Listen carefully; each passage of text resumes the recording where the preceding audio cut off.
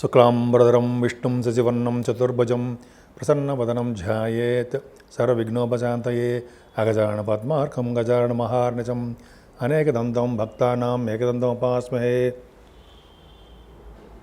ఓం గం గణపతయే నమః. ఓం శ్రీమాత్రే నమః. ఓం శ్రీ గురుభ్యో నమః.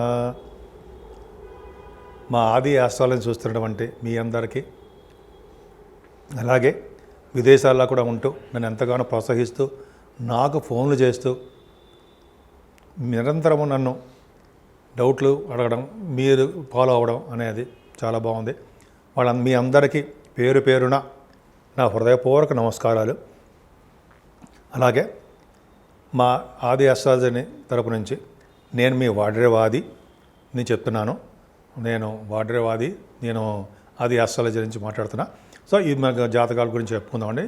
ఇప్పుడు మనం కుజుడు గురించి చెప్పుకుందాం, వక్రగతిలో కుజుడు గురించి చెప్పుకుందాం. చెప్పుకునే ముందర ఏంటంటే, మీ జాతకాలు చూపించుకోవాలన్నా, లేదా పెళ్లి సంబంధాలు ఉంటాయి, కొంతమంది మ్యాచెస్ ఉంటాయి కదండి, మ్యాచింగ్ అది కావాలన్నా తప్పకుండా మేము చెప్తాము. ముందర అన్నిటికన్నా ముఖ్యం ఏంటంటే మీ date of birth, time of birth. అంటే టైమ్ ఆఫ్ బర్త్ అంటే మీరు ఎప్పుడు పుట్టారు, మీ ఏ సంవత్సరంలో పుట్టారో అలా ఆ date of birth, time of birth, place, main important place కూడా అండి. ఆ ప్లేస్ ఆఫ్ బర్త్ కూడా ఉంటే చక్కటి ఫలితాలు వస్తాయి. మీరు ఉద్యోగం కానీ, లేకపోతే వివాహం అవ్వాలన్నా, లేకపోతే ఎప్పుడు ఉద్యోగం వస్తుందని కానీ, ఎప్పుడు వివాహం అవుతుంది, అదే శుభకార్యాలు ఎప్పుడు చేస్తాము, మా ఆదేశాల తరపున నేనే చెప్తూ ఉంటానండి ఎక్కువగాను.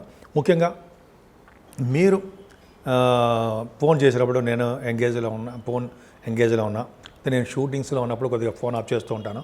వాటిలో ఉన్నా మీరు ఏమనుకోవద్దు.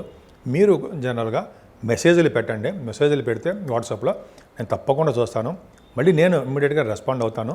మీకు ఫోన్ చేసి మరి మీకు ఏం కావాలి, మీరు ఏం కావాలనుకుంటున్నారో, మీరు ఏం తెలుసుకోవాలనుకుంటున్నారు అనేది డిస్క్రిప్షన్లో మీరు రాస్తే నాకు అర్థమైపోతుంది.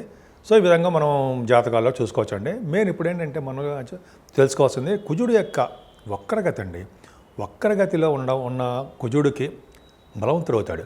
అసలు ఏంటి, ఎలా ఉంటుంది అంటే, మనకి డిసెంబర్ 7వ తారీఖు 2024 ఈ సంవత్సరం నుంచి వచ్చే సంవత్సరం వచ్చే సంవత్సరం 20వ తారీఖు జనవరి 2025 ఈ 45 రోజులు ఉంటాడండి. ఈ 45 రోజులు కూడా కర్కాటక రాశిలో కుజుడు వక్రగతిలో ఉంటున్నాడు.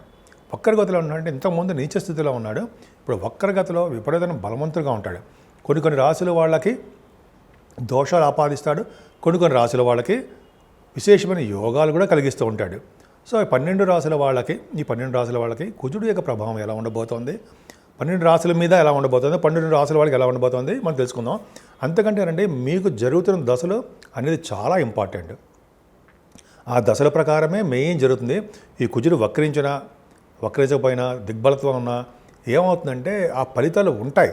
కానీ మన రిఫ్లెక్షన్, మనకు జరుగుతున్న దశలు, మనకి జరుగుతున్నటువంటి దశలు, అలాగే మనకు తెలిసినటువంటి గోచార ప్రకారం ఎలా ఉంటుంది, ఈ రెండు యొక్క కాంబినేషన్ ప్రకారం మనం చూసుకుంటాం. అప్పుడే చూస్తాం. మెయిన్ దశల మీద ఆధారపడి ఉంటుందండి మనకి ఏ దశ జరుగుతుంది అవన్నీ కూడా. సో ఇవన్నీ కూడా మెయిన్ ఇంపార్టెంట్ చూసుకోవాలి. కుజుడు అనేవాడు బలవంతుడు అవుతున్నాడు.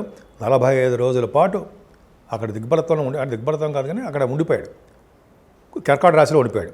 సో ఈ రాశిలో ఉండిపోవడం వల్ల ఎలా ఉంటుంది, దేశానికి ఎలా ఉంటుంది, మన రాష్ట్రానికి ఎలా ఉంటుంది, మన మీద ప్రభావం మెయిన్ మన మీదేనండి.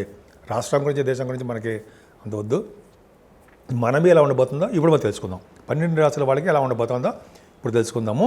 ముందుగా మేషరాశి అండి. మేషరాశి వాళ్ళకి మీ రాశ్యాధిపతి అయ్యాడు కాబట్టి, మీ రాశ్యాధిపతి అయ్యాడు. అలాగే 4th భావంలో వక్రగతిలో ఉన్నాడు, రెట్రోగ్రేషన్లో బలంగా ఉన్నాడు. అంటే ఏంటంటే బలంగా ఉన్నాడంటే అర్థం ఏంటంటే, జనరల్గా మీకు శుభకార్యాలు, శుభాలు చేయడానికే ఎక్కువ బలవంతుడుగా అయ్యాడు అని అర్థం. మీ రాశ్యాధిపతి అవ్వడం వలన మీకు బలం చేకూరాలి. కుజుడికి బలవంతుడు అయ్యాడు. ఏం చేస్తాడు, 4th భావంలో ఉండడం వలన చక్కగా మంచి విద్యని ఇవ్వడం చేస్తాడండి. ముఖ్యంగా విద్యని ఇవ్వడము, వాహనాలు కొనుక్కోవడం. గురుడు కాదు కానీ కుజుడు వాహనకారకుడు కాబట్టి వాహనాలు ఇస్తాడు. అంతేకాదు పొలాలు ఇవ్వడానికి అవకాశం ఉంది. భూములు, ముఖ్యంగా భూములు అండి. రియల్ ఎస్టేట్ మీరు బిజినెస్ చేస్తున్న భూముల వ్యవహారంలో మీరు సక్సెస్ అవుతారు. భూములు కొనుక్కునేటి చేస్తూ ఉంటాడు. భూముల వల్ల లాభం కలిగేటి చేస్తుంటాడు కుజుడు. కుజుడు అద్భుతమైన ఫలితాలు 4th భావంలో ఇస్తాడు.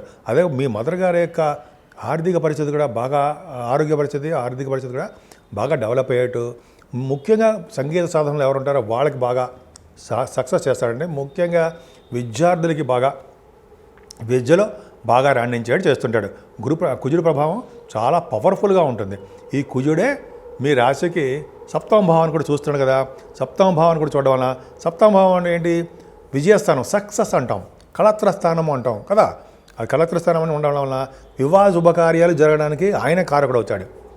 భార్యాభర్తల విషయంలో అనురాగం పెంచడానికి కూడా ఆయనే కారకుడు అవుతాడు. అంతే కదా.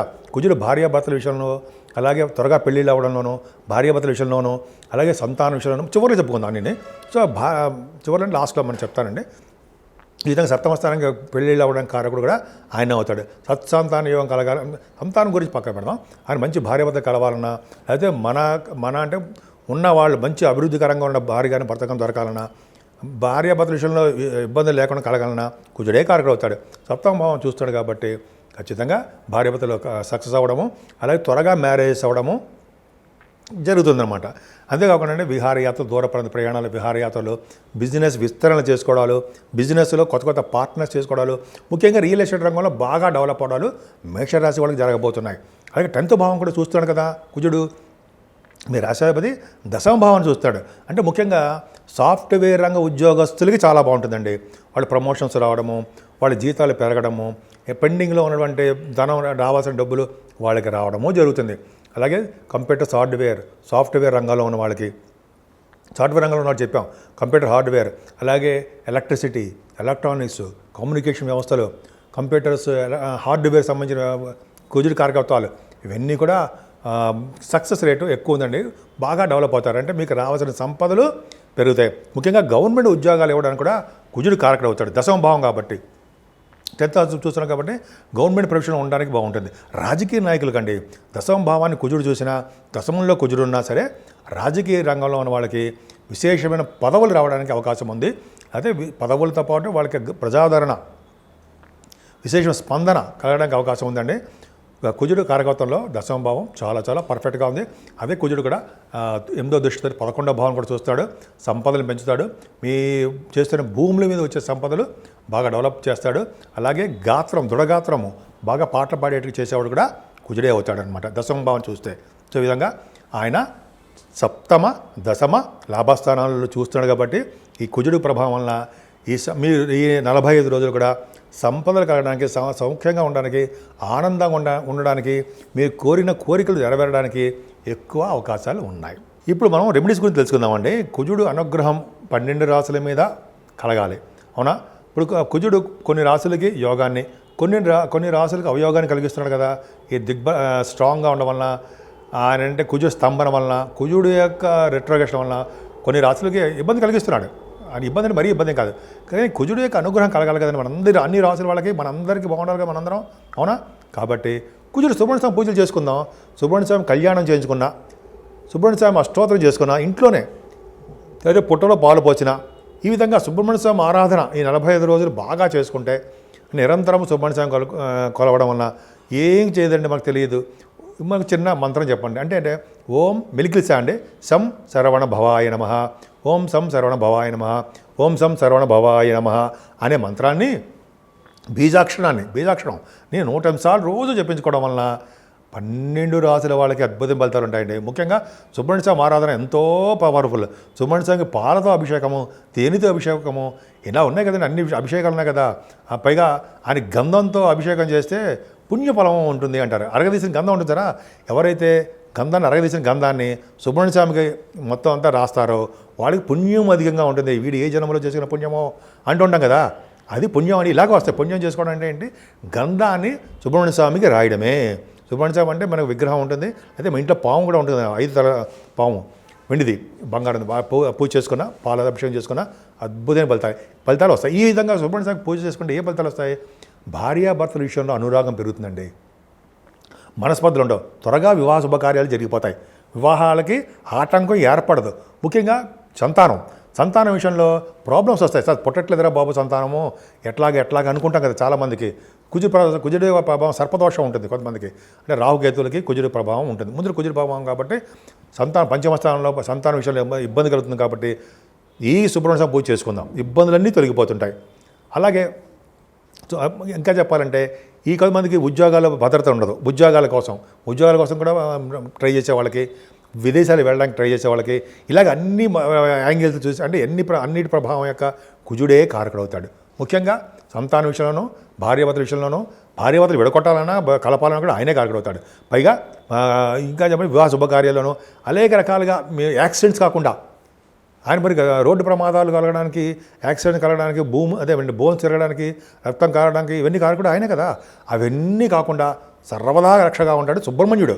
కాబట్టి సుబ్రహ్మణ్య స్వామి ఆరాధన ఎంత చేసుకుంటే అంత అద్భుతమైన ఫలితాలు ఇస్తారండి. కుజస్తంభం కాబట్టి చెడు ఫలితాలు ఎక్కువ, అంటే ఆయన బాగా రిట్రగేషన్లో ఉన్నాడు కాబట్టి ప్రాబ్లమ్స్ క్రియేట్ అవుతుంది. మనకేం చేయడు. మన రాష్ట్రానికో వేరే రాష్ట్రాలకు చిన్న చిన్న మనస్పర్ధలు ఏవో వస్తుంటాయి, అది పక్క పెడదాం. 12 రాసుల వాళ్ళకి బాగుండాలని, అద్భుతంగా ఉండాలని, ఇటు యోగం చేసినా యోగం చేయకపోయినా కుజుడి యొక్క ప్రభావం వలన, కుజుడి యొక్క సుబ్రహ్మణ్య ఆరాధన వలన 12 రాసుల వాళ్ళకి ఆయన యొక్క చల్లని చూపులు, ఆయన యొక్క దీవెనలు కలగాలని, ఆయన దీవెన వల్ల మనందరం సుఖ సంతోషాలతోటి, ఆయుర ఆరోగ్యాలతోటి ఎప్పుడూ అద్భుతంగా ఉండాలని, ఉంటారని నేను మనస్ఫూర్తిగా కోరుకుంటున్నాను.